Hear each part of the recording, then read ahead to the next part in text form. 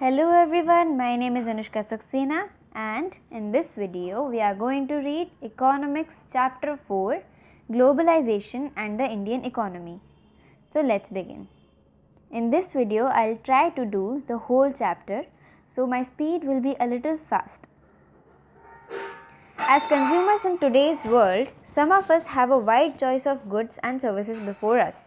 The latest models of digital cameras, mobile phones and televisions made by the leading manufacturers of the world are within our reach. Every season, new models of automobiles can be seen on Indian roads. Gone are the days when Ambassador and Fiat were the only cars on Indian roads. Today, Indians are buying cars produced by nearly all the top companies in the world. A similar explosion of brands can be seen for many other goods, from shirts to televisions to processed fruit juices. In such wide-ranging of choice of goods in our markets is a relatively recent phenomenon. You wouldn't have found such a wide variety of goods in Indian markets even 2 decades back. In a matter of years, markets have been transformed. How do we understand these rapid transformations? What are the factors that are bringing about these changes, and how are these changes affecting the lives of the people? We shall dwell on these questions in this chapter. Production across countries. Until the middle of the 20th century, production was largely organized within countries. What crossed the boundaries of these countries were raw materials, foodstuff, and finished products. Colonies such as India exported raw materials and foodstuff and imported finished goods. Trade was the main channel connecting distant countries. This was before large companies called multinational corporations, MNCs, emerged on the scene. A MNC is a company that owns or controls production in more than one nation. MNCs set up offices and factories for production in regions where they can get cheap labor and other resources. This is done so that the cost of production is low and the MNCs can earn greater profits. Consider the following example. Spreading of production by an MNC. A large MNC producing industrial equipment designs its products in research centers in the United States and then has the components manufactured in China. These are then shipped to Mexico and Eastern Europe, where the products are assembled and the finished products are sold all over the world. Meanwhile, the company's customer care is carried out through the call centers located in India.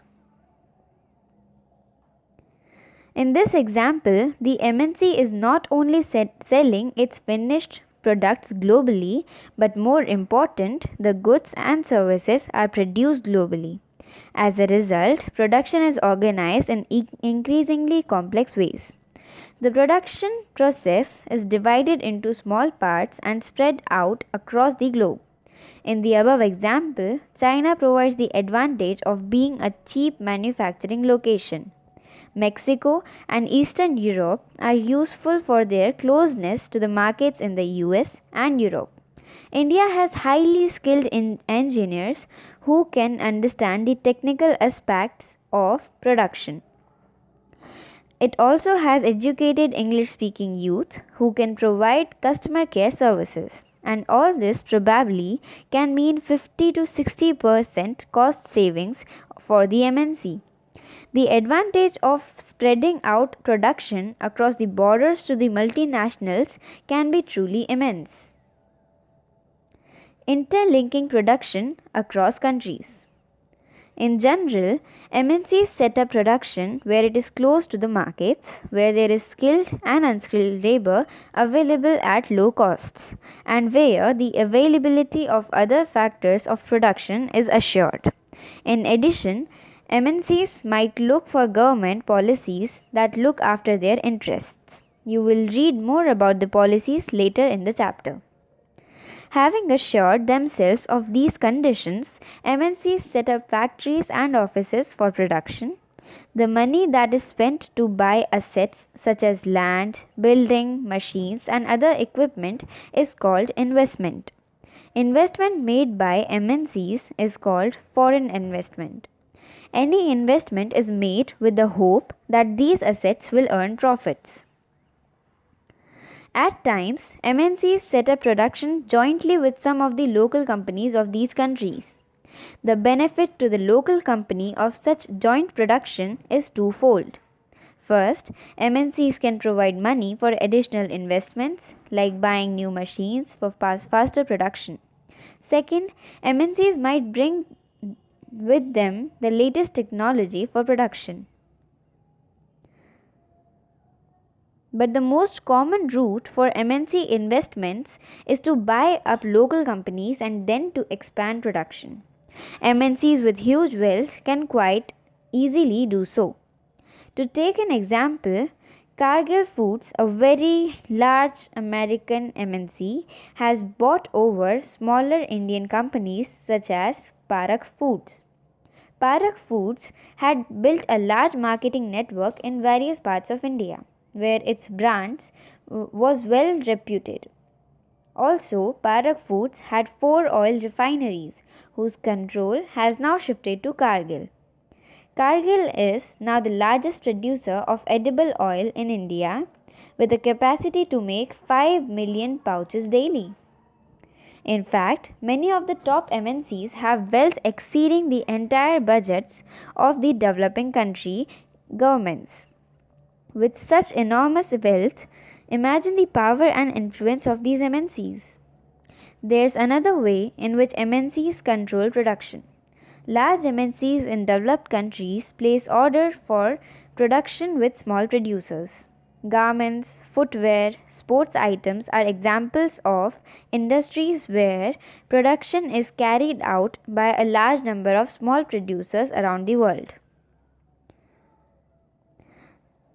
The products are supplied to the MNCs, which then sell these under their own brand names to the customers. These large MNCs have tremendous power to determine price, quality, delivery, and labor conditions for these distant producers. Thus, we can see that there are a variety of ways in which the MNCs are spreading their production and interacting with local producers in various countries across the globe. By setting up partnerships with local companies, by using the local companies for supplies, by closely competing with the local companies or buying them up, MNCs are exerting a strong influence on production at these distant locations. As a result, production in these widely dispersed locations is getting interlinked.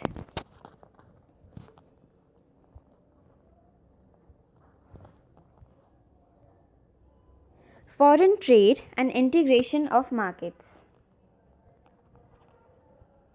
For a long time, foreign trade has been the main channel connecting countries.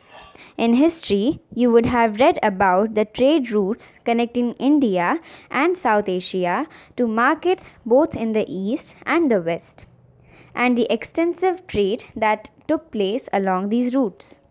Also, you would remember that it was trading interests which attracted various trading companies such as the East India Company to India.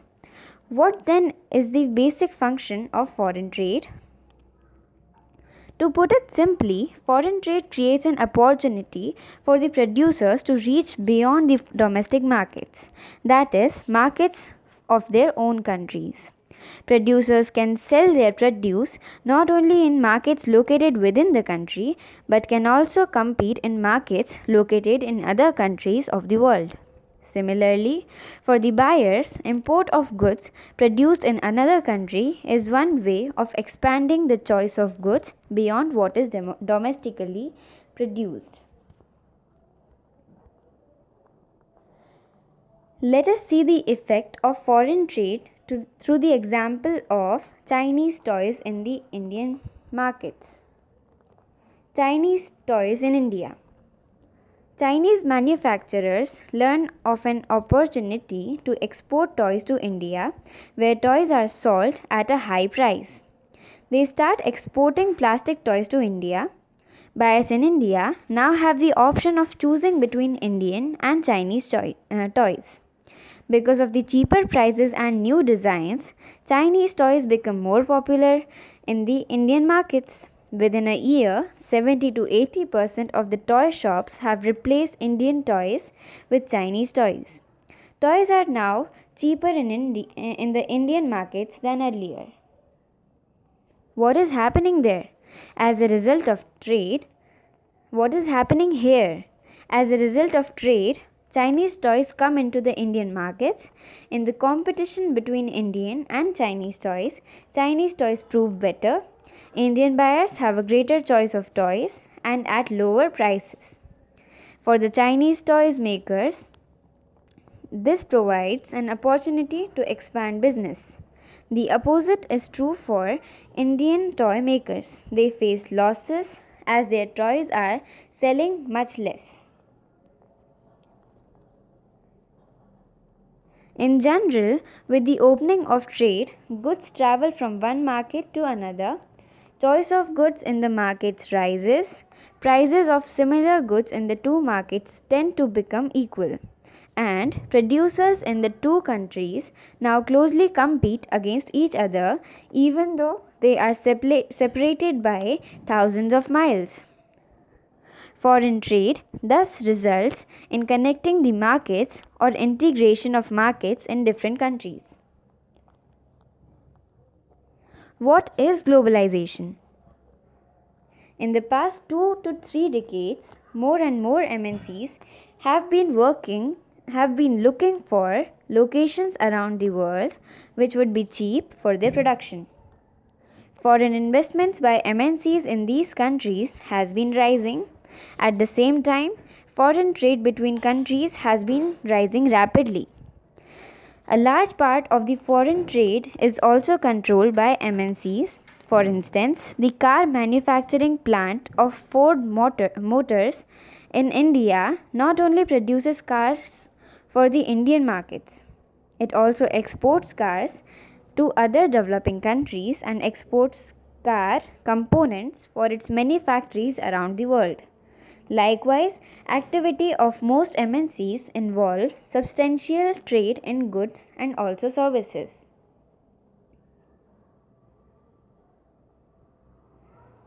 The result of greater foreign investment and greater foreign trade has been greater integration of production and markets across countries.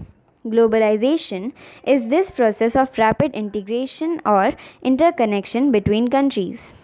MNCs are playing a major role in the globalization process. More and more goods and services, investments, and technology are moving between countries.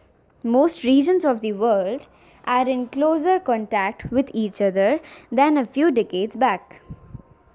Besides the movements of goods, services, investments, and technology, there is one more way in which the countries can be connected. This is through the movement of people between countries. People usually move from one country to another in search of better income, better jobs, or better education. In the past few decades, however, there has not been much increase in the movement of people between countries due to various restrictions. Factors that have enabled globalization. Technology. Rapid improvement in technology has been one major factor that has stimulated the globalization process. For instance, the past 50 years have seen several improvements in transportation technology. This has made much faster delivery of goods across the long distances possible at lower costs. Containers for transport of goods. Goods are placed in containers that can be loaded intact onto ships, railways, planes, and trucks.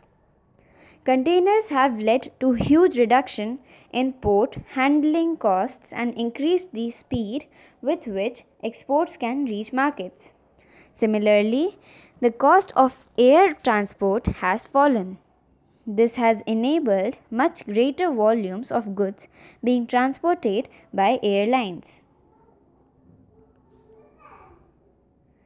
Even more remarkable have been the developments in information and communication technology, that is, ICT. In recent times, technology in the areas of telecommunications, computers, internet has been changing rapidly. Telecommunications facilities, telegraph, telephone, including mobile phones, fax, are used to contact one another around the world, to access information instantly, and to communicate from remote areas. This has been facilitated by satellite communication devices. As you would be aware, computers have now entered almost every field of activity. You might have also ventured into the amazing world of internet, where you can obtain and share information on almost anything you want to know. Internet also allows us to send instant electronic mail, email, and talk voicemail across the world at negligible costs. Information and communication technology, or IT in short, has played a major role in spreading out production of services across countries. Let us see how.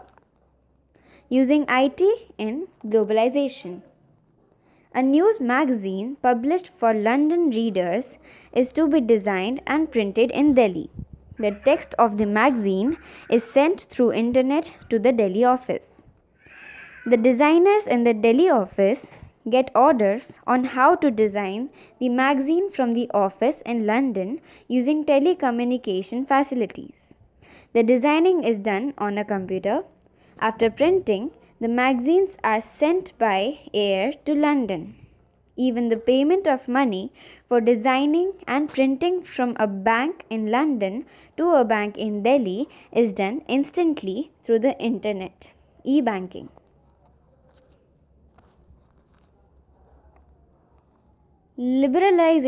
Liberalization of foreign trade and foreign investment policy. Let us return to the example of imports of Chinese toys in India. Suppose the Indian government puts a tax on import of toys. What would happen? Those who wish to import these toys would have to pay tax on this. Because of the tax, buyers will have to pay a higher price on imported toys. Chinese toys will no longer be as cheap in the Indian markets, and imports from China will automatically reduce. Indian toy makers will prosper. Tax on imports is an example of trade barrier. It is called a barrier because some restriction has been set up.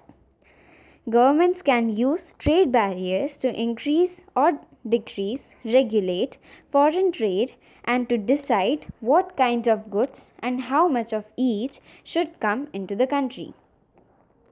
The Indian government, after independence, had put barriers to foreign trade and foreign investment. This was considered necessary to protect the producers within the country from foreign competition.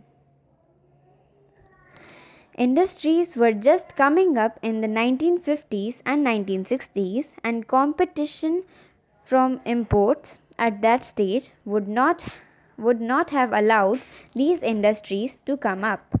Thus, India allowed imports of only essential items such as machinery, fertilizers, petroleum, etc. Note that all developed countries during the early stages of development have given protection to domestic producers through a variety of means.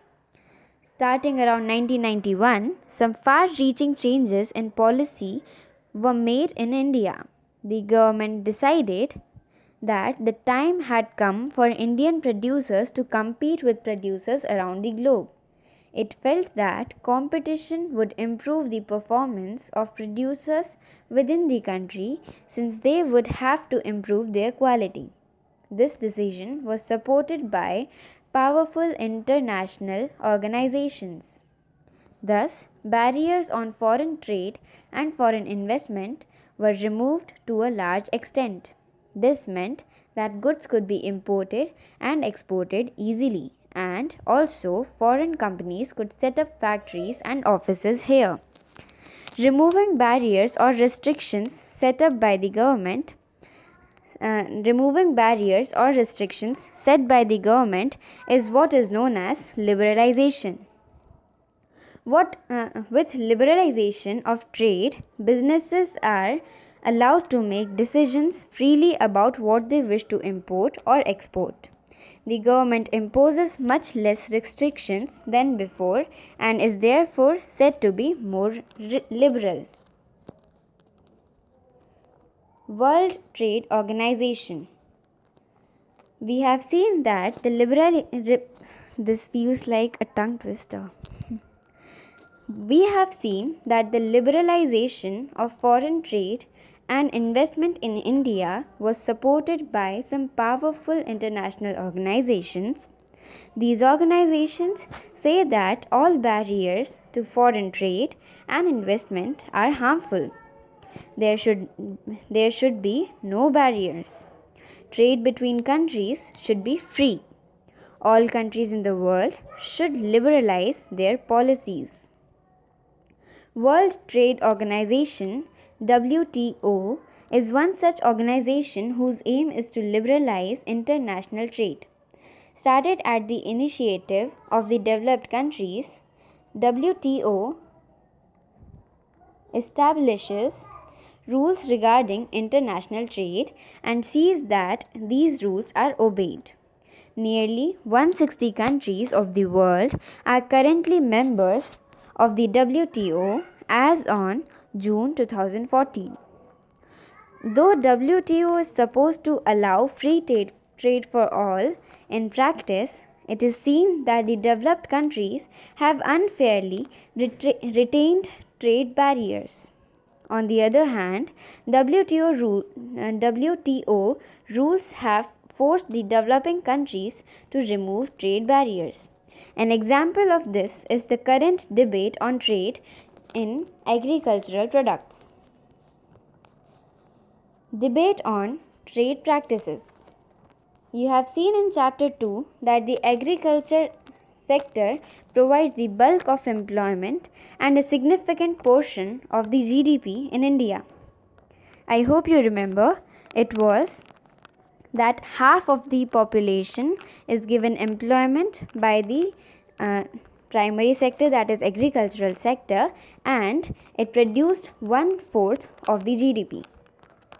Compare this to a developed country such as the US with the share of agriculture in GDP at 1% and its share in total employment a tiny 0.5%. And yet, this very small percentage of people who are engaged in agriculture in the US receive massive sums of money from the US government for production and for exports to other countries. Due to this massive money that they receive, US farmers can sell the farm products at abnormally low prices. The surplus farm products are sold in other countries' markets at low prices, adversely affecting farmers in these countries. Developing countries are, therefore, asking the developed country governments, we have reduced trade barriers as per WTO rules, but you have ignored the rules of WTO and have continued to pay your farmers vast sums of money. You have asked our governments to stop supporting our farmers, but you are doing so yourself. Is this free and fair trade? Impact of globalization in India. In the last 20 years, globalization of the Indian economy has come a long way. What has been its effect on the lives of people? Let us look at some of the evidence. Globalization and the greater competition among producers, both local and foreign producers, has been of advantage to consumers, particularly the well-off sections in the urban areas. There is greater choice before these consumers who now enjoy improved quality and lower prices for several products. As a result, these people today enjoy much higher standards of living than was possible earlier. Among producers and workers, the impact of globalization has not been uniform. Firstly, MNCs have increased their investments in India over the past 20 years, which means investing in India has been beneficial for them.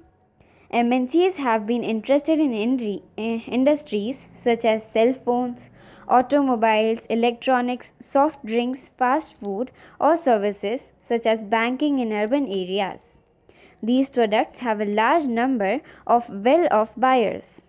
In these industries and services, new jobs have been created. Also, local companies supplying raw materials, etc., to these industries have prospered.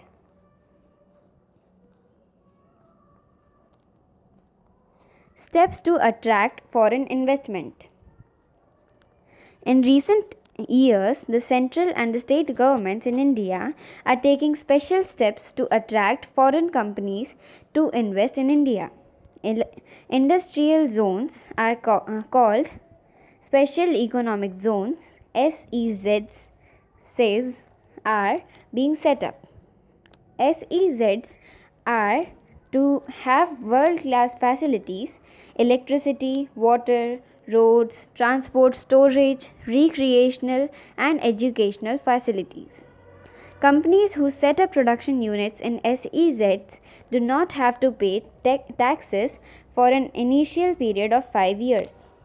Government has also allowed flexibility in the labor laws to attract foreign investment. You have seen in chapter 2 that the companies in the organized sector have to obey certain rules that aim to protect the workers' rights. In the recent years, the government has allowed companies to ignore many of these. Instead of hiring workers on a regular basis, companies hire workers flexibly for short periods when there is intense pressure of work. This is done to reduce the cost of labor for the company. However, still not satisfied, foreign companies are demanding more flexibility in labor laws. Secondly, several of the top Indian companies have been able to profit from the increased competition. They have invested in newer technology and production methods and raised their production standards. Some have gained from successful collaborations with foreign companies. Moreover, globalization has enabled some large Indian companies to emerge as multinationals themselves. Tata Motors Automobiles, Infosys IT, Ranbaxy Medicines, Asian Paints, Sundaram Fasteners, Nuts and Bolts are some Indian companies which are spreading their operations worldwide. Globalization has also created new opportunities for companies providing services, particularly those involving IT. The Indian company producing a magazine for the London-based company and call centers are some examples. Besides, a host of services such as data entry, accounting, administrative tasks, engineering are now being done cheaply in countries such as India and are exported to the developed countries.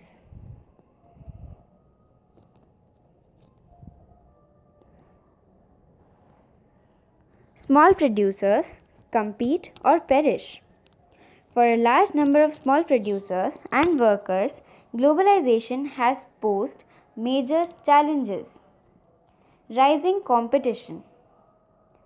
Ravi did not expect that he would have to face a crisis in such a short period of his life as industrialist.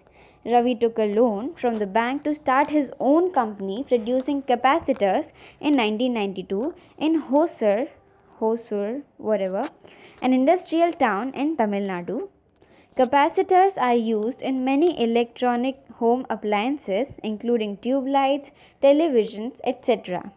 Within 3 years, he was able to expand production and had 20 workers working under him. His struggle to run his company started when the government removed restrictions on imports of capacitors as per its agreement at WTO in 2001. His main clients, the television companies, used to buy different components including capacitors in bulk for the manufacture of television sets. However, competition from the MNC brands forced the Indian television companies to move into assembling activities for MNCs. Even when some of them bought capacitors, they would prefer to import as the price of the imported item was half the price charged by people like Ravi. Ravi now produces less than half the capacitors that he produced in the year 2000 and has only 7 workers working for him. Many of Ravi's friends in the same business in Hyderabad and Chennai have closed their units. Batteries, capacitors, plastics, toys, tires, dairy products, and vegetable oil are some examples of industries where the small manufacturers have been hit hard due to competition. Several of the units have shut down, rendering many workers jobless. The small industries in India employ the largest number of workers, 20 million in the country, next only to agriculture. Competition and uncertain employment. Globalization and the pressure of competition have substantially changed the lives of workers. Faced with growing competition, most employers these days prefer to employ workers flexibly. This means that workers' jobs are no longer secure. Let us see how the workers in the garment export industry in India are having to bear this pressure of competition. Large MNCs in the garment industry in Europe and America order their products from Indian exporters. These large MNCs with worldwide network look for the cheapest goods in order to maximize their profits. To get these large orders, Indian garment exporters try hard to cut their own costs. As cost of raw materials cannot be reduced, exporters try to cut labor costs. Where earlier a factory used to employ workers on a permanent basis, now they employ workers only on a temporary basis so that they do not have to pay the workers for the whole year. Workers also have to put in very long working hours and work night shifts on a regular basis during the peak season. Wages are low and workers are forced to work overtime to make both ends meet. While this competition among the garment exporters has allowed the MNCs to make larger profits, workers are denied their fair share of benefits brought about by globalization. A garment worker. 35-year-old Sushila has spent many years as a worker in garment export industry in Delhi. She was employed as a permanent worker entitled to health insurance, provident fund, overtime at a double rate when Sushila's factory closed in the late 1990s. After searching for a job for 6 months, she finally got a job 30 kilometers away from where she lives. Even after working in this factory for several years, she is a temporary worker and earns less than half of what she was earning earlier. So Sheila leaves her house every morning, 7 days a week, at 7:30 a.m. and returns at 10 p.m. A day off from work means no wage. She has none of the benefits she used to get earlier. Factories closer to her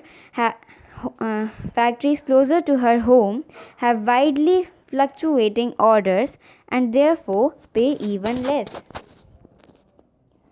This simply means that now she is working in such a factory which is similar to unorganized sector, because no rules and regulations are followed, no other facilities, and also not having overtime or things like paid holidays. The conditions of work and the hardships of the workers described above have common to many industrial units and services in India. Most workers today are employed in the unorganized sector.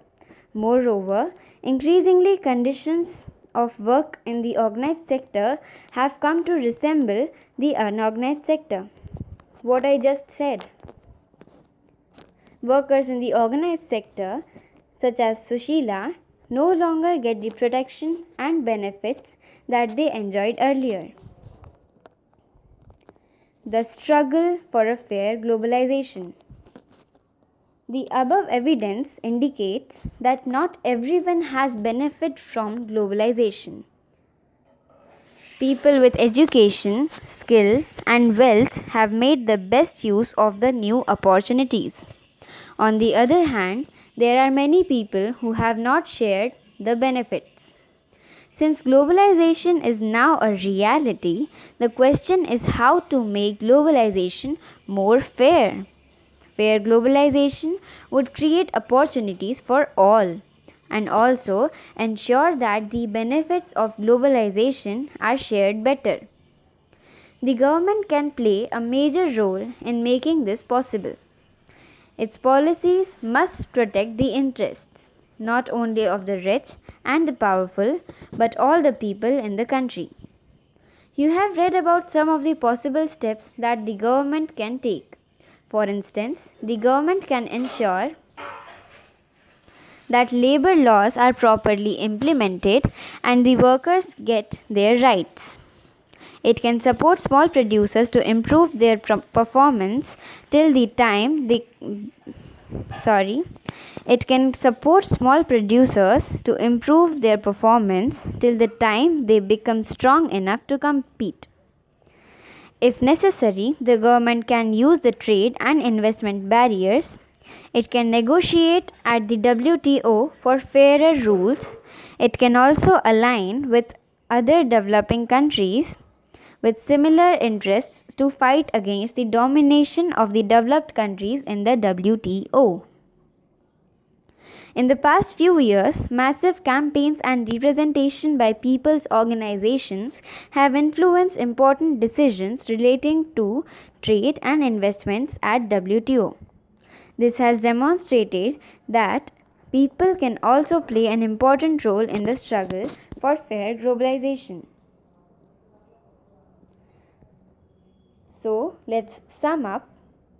In this chapter, we looked at the present phase of globalization. Globalization is the process of rapid integration of countries. This is happening through greater foreign trade and foreign investment. MNCs are playing a major role in the globalization process. More and more MNCs are looking for locations around the world that are cheap for their production.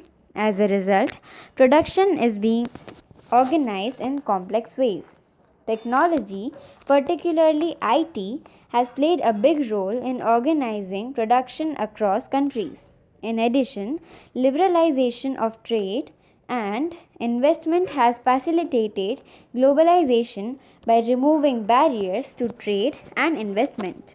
At the international level, WTO, that is World Trade Organization, has put pressure on developing countries to liberalize trade and investment. While globalization has benefited well-off consumers and also producers with skill, education, and wealth, Many small producers and workers have suffered as a result of the rising competition. Fair globalization would create opportunities for all and also ensure that the benefits of globalization are shared better. So that is all. Thank you so much for watching. See you soon in the next video. Thank you.